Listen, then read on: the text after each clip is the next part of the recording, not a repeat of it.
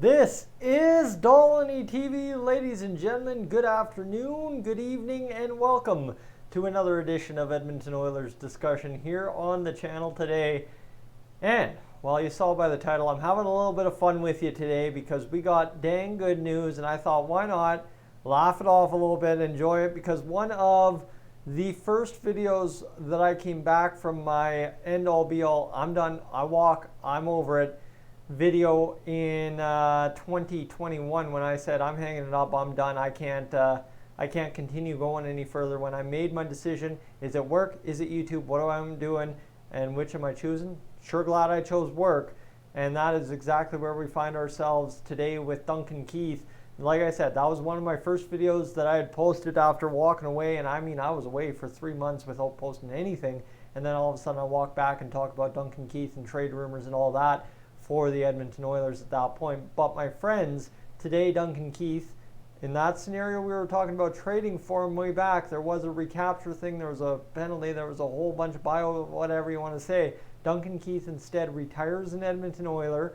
The official announcement to probably come on Monday, because that's how the Oilers like to do things. Monday at 10 a.m.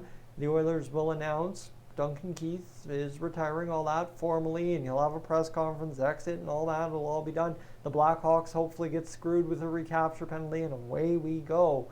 But you know what? From one guy who hung him up and said, you know what? It's about as good as it'll probably ever get. I've pushed it as far as I possibly can, and I don't see a path forward for myself, to another guy in Duncan Keith who pushed it as far as he could, got as far as you possibly could at 38, I'd say, to try and win another Stanley Cup. The Oilers fall just this much short, come up against the Stanley Cup winning champions in the Colorado Avalanche in the conference finals, and failed to get to the Stanley Cup final. Hey, you know what? Smart on Duncan Keith. And I have mentioned this before, being in the position I am, I hear a lot about a lot of people's lives, and I can tell you from everything I've heard in just my hockey circles, in my life circles, Duncan Keith is very proud of kind of what he's got going on off the NHL ice, and I don't see why he wouldn't decide, you know what, I've pushed it as far as I can, let's go enjoy retirement, because, hey, you know what? You heard about him hanging out in Kelowna last summer?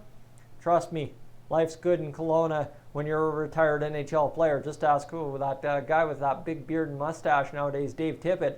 So, hey, you know what? End of the day, go enjoy it. You've got all the money in the world, and you end up walking away with a good NHL career. What is to be more than likely a Hall of Fame NHL career.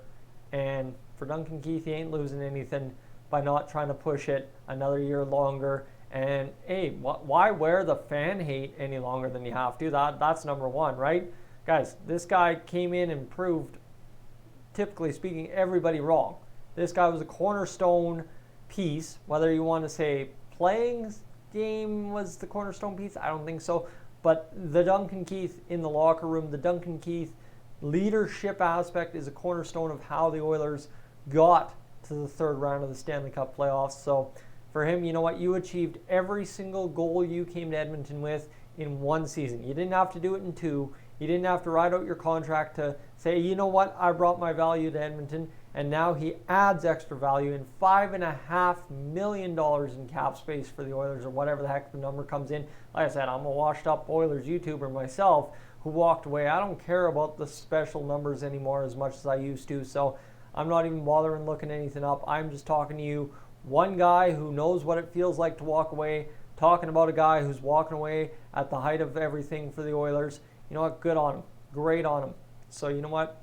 Why push it? Why wear the fan hate any longer? Make Ken Holland look like an absolute genius. Because folks, quite honestly, right? Think about it. You give up Caleb Jones and a third round pick. You screw over another team's cap space. The other team is an absolute dumpster fire, and you have $5.5 million cap space extra this season than you thought. Man, you know what? It looked bad at the time, but it looks minty from Mr. Ken Holland's perspective, right? Obviously, you can talk about the picks, you can talk about assets, whatever. End of the day, folks, we're in win now mode. We don't need any more assets than we already have. And end of the day, that third round pick, this draft, whatever, turf it. Turf it. Does not matter. Duncan Keith carries the Oilers in some aspects to the conference finals and 4 games away from being in the Stanley Cup final. Dang rights. That feels dang good. I'm Tyson. This is Stolen TV. I know what it feels like to walk away, but I haven't walked away for good. And trust me, I don't think Duncan Keith's walking away from hockey for good. Just doing it professionally is the key in this statement. I am up on out of here.